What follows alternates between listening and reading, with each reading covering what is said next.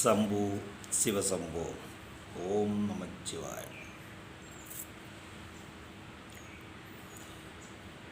நல்ல நாளில், பௌர்ணமியில், பிரதோஷத்தில், அமாவாசையில், சஷ்டியில், கிருத்திகையில், தேய்விரை அஷ்டமி, வலதுவரை அஷ்டமி, சிவசிவா, இது மாதிரி நல்ல நாட்கள் வெள்ளிக்கிழமை, திங்கக்கிழமை, செவ்வாய்க்கிழமை எல்லா நாள்லேயும் ஒரு சிறப்பு வச்சுக்கிறீங்க. சாமிக்கே ஜாதகம் எழுதுறீங்க. சாமி பிறந்த நட்சத்திரமெல்லாம் கண்டுபிடிச்சிக்கிறீங்க. சாமி சந்தோஷப்படுதுன்னு பாட்டெல்லாம் பாடுறீங்க.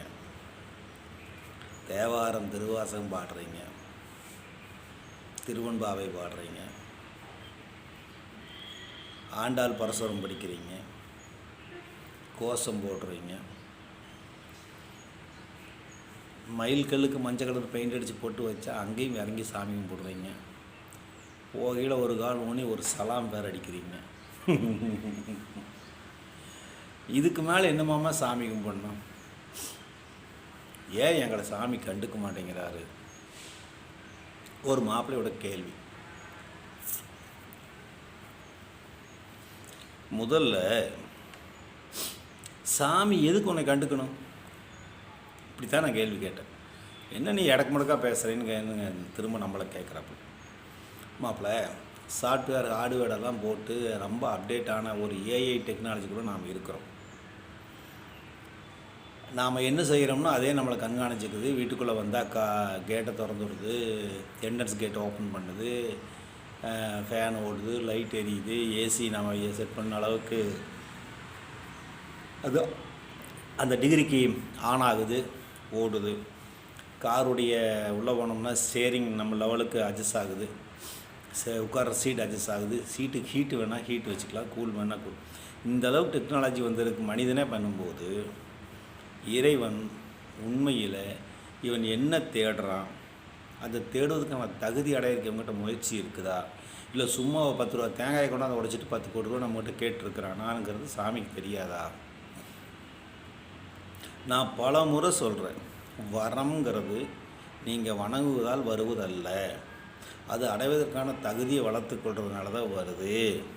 வாழ்க்கையில் வர்ற சிரமங்களை நீங்கள் எதிர்கொள்ள தயாரான மனநிலையில் இருந்தால் உங்கள் எண்ணங்களுக்கு சமமாக அல்லது எண்ணங்களுக்கு மேலாக அல்லது எண்ணங்களுக்கு கீழாக அல்லது எண்ணங்களுக்கு நேர்மாறாக இந்த 4 விளைவுகளை சந்திக்கிறதுக்கு தயாரான மனநிலைக்குள்ளே வந்து ஒரு செயலை செய்ய தொடங்குனீங்கன்னா உங்களுக்கு அதனால் எந்த பாதிப்பும் வராது. சாமியை வார்த்தை பேச மாட்டீங்க, கோயிலுக்கு வர மாட்டேன்னு வீட்டில் உட்காந்துட்டு அழுக மாட்டீங்க. உங்களுடைய எதிர்பார்ப்புகளை பூர்த்தி செய்ய வேண்டிய அவசியம் கடவுளுக்கு இல்லை. நீங்கள் ஒரு கடவுளை நம்பாமல் இந்த முக்கில் பெருமாள் கோயிலுக்கு போகிறது, அந்த முக்கில் சிவன் கோயிலுக்கு போகிறது, அந்த முக்கில் அம்மன் கோயிலுக்கு போகிறது, உள்ளூரில் இருக்கிற பிள்ளையார் கோயிலுக்கு போகிறது, சாமிக்கு தெரியாது நம்புறீங்க.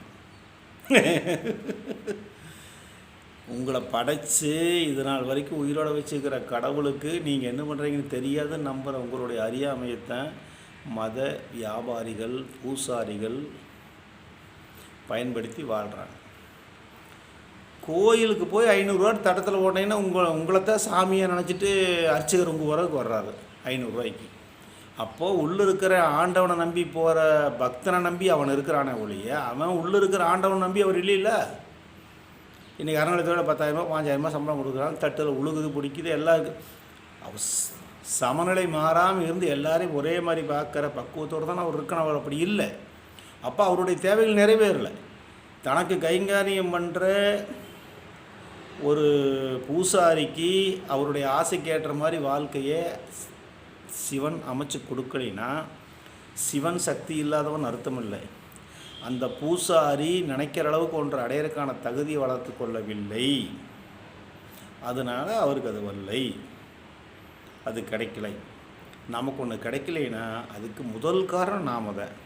கடைசி காரணம் என்ன கடவுளாக இருக்கலாம்.